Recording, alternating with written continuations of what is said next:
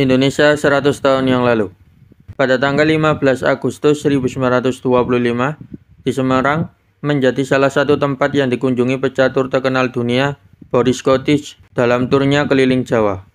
Pecatur dunia ini mengadakan pertandingan simultan melawan puluhan pemain sekaligus. Acara ini digelar oleh Klub Catur Dantam Semarang di aula besar sebuah loji yang disewa khusus untuk kesempatan ini.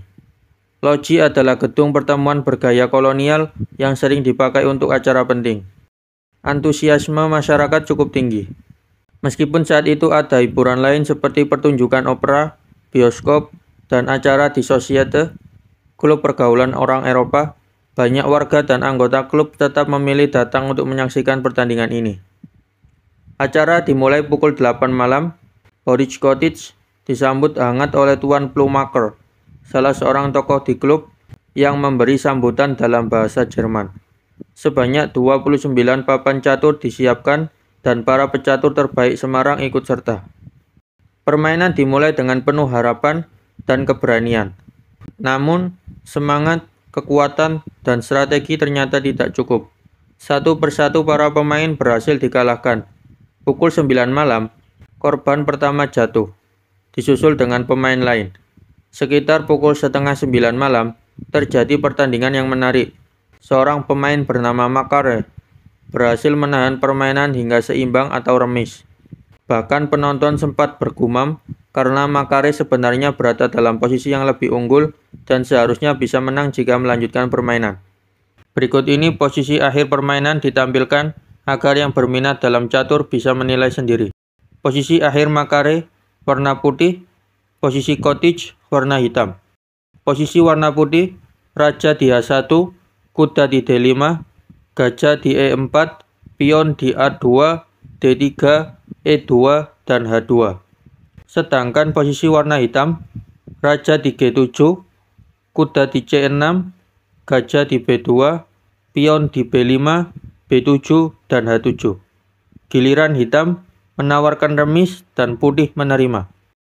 Kemudian, seorang pemain bernama Kus Jorin yang menjadi harapan besar pecatur Semarang sempat unggul dengan satu pion.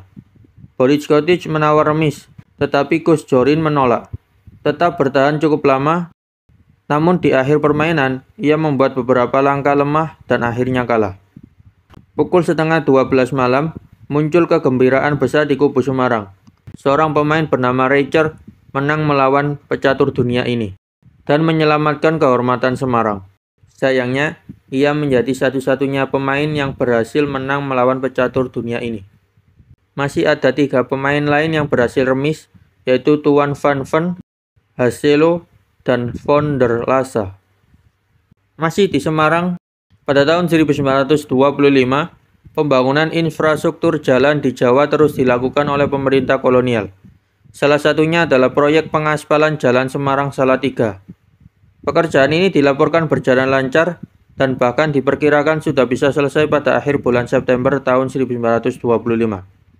Namun, ada satu bagian jalan yang tidak langsung diaspal, yaitu ruas antara Bawean dan Tuntang. Penyebabnya karena jalur tersebut memiliki banyak tikungan tajam dan bentuk jalan yang cembung, sehingga jika langsung diaspal justru bisa membahayakan kendaraan yang melintas. Untuk mengatasi hal itu, pemerintah berencana memperbaiki tikungan di bagian tersebut pada musim hujan berikutnya. Setelah perbaikan selesai, barulah pengaspalan jalan dilanjutkan pada tahun berikutnya. Kita berpindah ke Salatiga. Pada tahun 1925, di Salatiga terdapat gedung-gedung bekas perusahaan karet milik pemerintah yang sudah lama terbengkalai. Gedung-gedung itu dibiarkan kosong sehingga mulai rusak karena tidak terawat.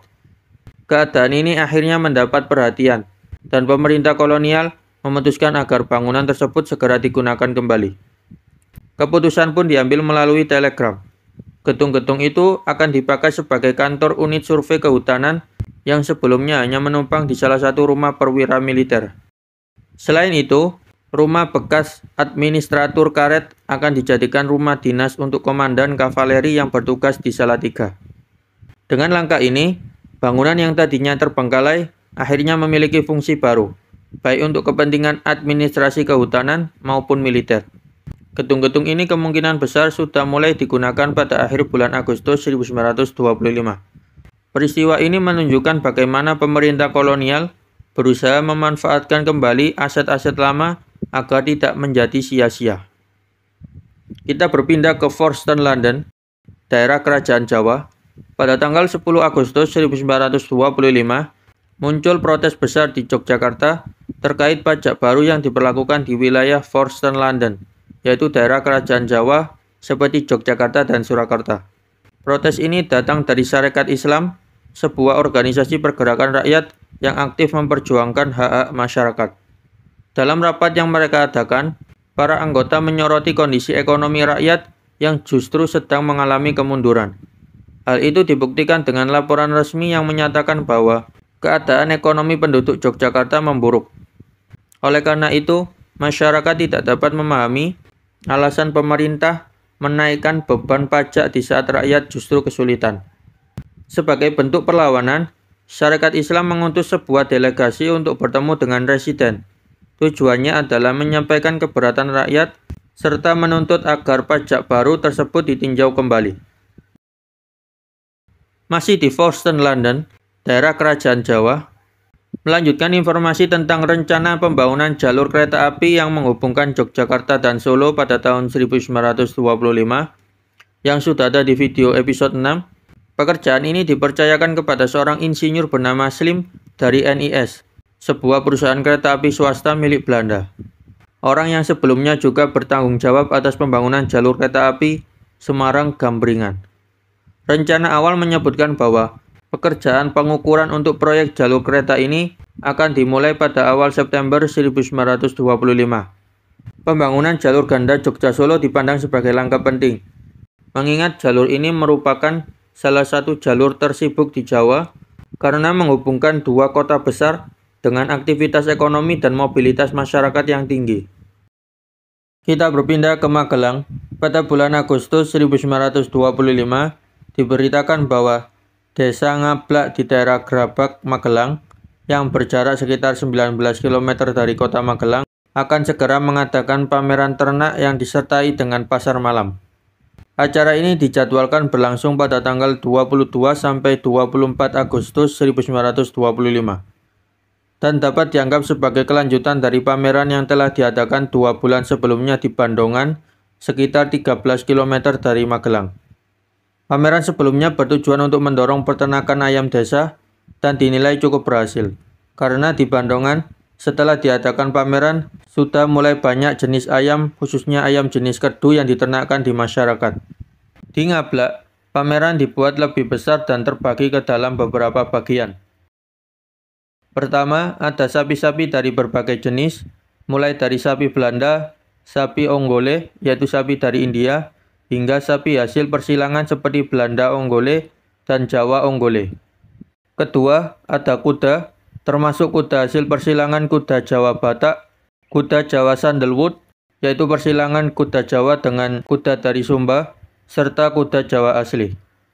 Ketiga, ada domba, dan keempat, berbagai jenis ayam. Selain hewan, ada juga pameran hasil pertanian seperti tembakau dari Ngablak dan Bandongan, berbagai jenis sayuran serta buah-buahan, termasuk jeruk keprok, yaitu jenis jeruk mandarin lokal, kemudian ada kentang, dan lain-lain. Hari-hari tersebut diperkirakan akan menjadi waktu yang ramai bagi Desa Ngablak karena pasar malam juga akan diadakan. Di kota Magelang sendiri tidak akan ketinggalan. Pada tanggal 26 sampai 28 September 1925, kota itu dijadwalkan menggelar pacuan kuda tahunan yang selalu disertai dengan pasar malam.